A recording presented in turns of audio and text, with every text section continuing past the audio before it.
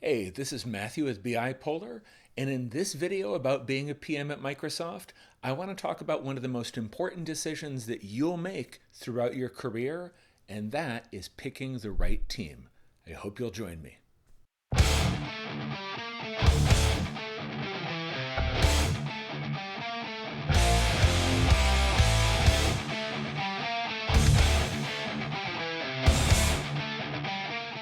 Welcome back. If you're new to this series, please make sure to check out the introductory video where I talk about my goals and the audience that I have in mind for this series of videos. In essence, since I've been a PM at Microsoft for 15 years, I've done a lot, I've learned a lot, I've made a lot of mistakes along the way. And this video to me represents the advice that I wish that I could give to my past self 15 years ago so that I could have had a better career trajectory, delivered more success and more impact earlier on. If you are a PM at Microsoft today, you work in a PM or PM-like role at a similar organization, or if your career goals include being a PM at Microsoft, I hope that this video series will be useful to you as well. Now, this video is about picking the right team. And this is something that you don't often get to do for your first role. You're hired onto a team. If you're a college hire, you might land where they put you. If you're recruited from industry, you'll probably have more choice. At Microsoft, the corporate culture assumes that every 2 to 3 years or so, you will have solved the problems that you joined the team to solve. And in order for you to keep growing and keep thriving in this giant company, you're expected to look around and find the next role. A lot of times there are opportunities for upward growth on a given team. So when we talk about finding the right team, this may also be finding the right role on your current team. But essentially, there are things that you should be looking for so that when you land in the new team or the new role, you'll be able to hit the ground running and deliver the most impact. Very often, your responsibilities, the things that you need to do day to day, week to week, and cycle to cycle, they're determined by the needs of your team. Most people, until they get to a very senior level, they don't really get to choose what their day to day looks like, or they don't get to choose what problems they need to solve. So, landing on a team that has problems that need your unique person and your unique experience and skills, this really helps you deliver the most impact and, because of that, receive the most rewards and the greatest promotion. Now, there are 3 things that I want to highlight here. So 3 tips that I wish that I could give to my past self and which instead I will pass on to you.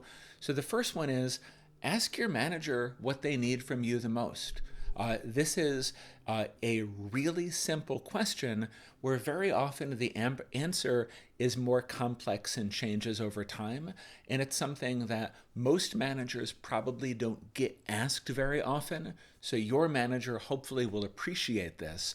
But just come out and ask, like, what do you need me to do the most? What are the things, what are the problems, what are the tasks, what are the things that you need from me this cycle, this connect period, this fiscal year, for this sprint or this semester? But what do you need me to do? Where would you like me to prioritize my efforts and time?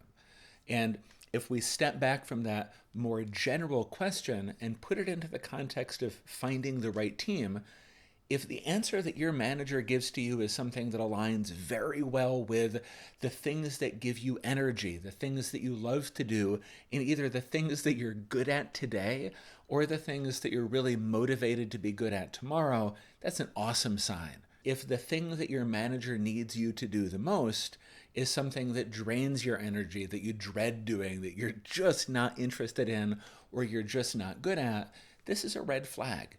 On your current team, this is an opportunity for you to have conversations with your manager to understand how you can grow into these responsibilities or how you can get resources that you might not be aware of in the moment. But if the core of your job is doing things that you dread or doing things that you do not like to do, this is often the sign that it's time to start looking for that next role. The second piece of advice that I wish I could give to past Matthew is ask your manager what you need to do to get promoted. So I am here today. What do I need to do to get up here? What are the additional things, the different things that I need to do?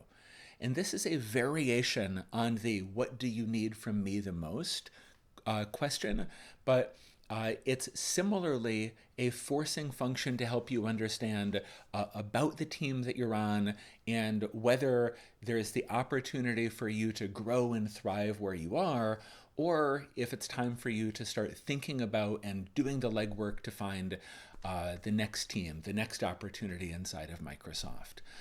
Most managers are not going to be able to give you a very clear answer because very often it's a squishy question with a squishy answer. There's lots of variables and lots of factors on which a promotion would depend, but understanding where your manager sees you being weaker now and where you need to grow to take advantage of future opportunity, this also helps you understand, is the team that you're on right now also the place where your next role will exist? Or should you, again, keep your eye open or begin looking for that next team and that next role? And the third piece of advice that I wish that I could give to my past self is ask these questions before you join your next team. Inside of Microsoft, it's very common to have informational conversations, which we'll probably talk about more in a later video. But essentially, this is an informal coffee chat or similar get-together with a hiring manager on another team or in another part of Microsoft, where you can learn about like what they do, what are their challenges today, what are the growth opportunities tomorrow, where are they strong, where are they weak, what is the team culture like, and in those conversations, if it seems to you and you're getting a good vibe from that future hiring manager, if it seems like this is a team where you might find a future home, ask these questions before you get too far down the path. Understanding not just what the team does, but what would your possible future manager, potential future manager need from you to thrive and to grow on the new team? If the things that you hear are things that you're not interested in, like it doesn't align with your goals, you've learned early, and now you know that that door is maybe not the one you want to open next.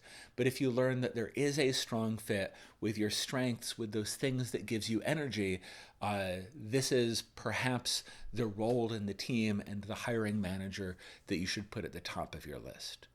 Here's the deal. In our previous video, talking about the goals and the needs of the organization and understanding what your executive needs, I mentioned that rewards and promotion are determined by the impact that you deliver. Knowing what the org needs is basically a way to understand what are the levers that are most important for you to move. Not all of those levers will be within your reach. Knowing what you need to thrive and grow and succeed on your current team, this is basically understanding how you can move those levers that are within your reach and that you choose to move. Because the impact that you deliver, that business value that you provide to your team, to your organization, to your product, and to Microsoft in general, this is where your growth comes from. And being on a team where the things that you need to do every day are the things that give you energy, the things that you look forward to, the things that you care about and think creatively about and that you love to do and that you're good at, when you find that intersection, when you find that perfect team, this is where you can deliver the most impact.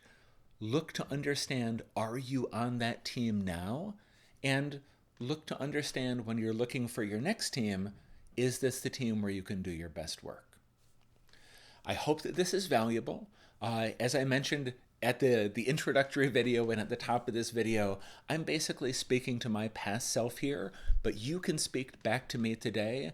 Please like, comment, and subscribe. Let me know, is this valuable? Is this something that you've seen in your career at Microsoft or elsewhere?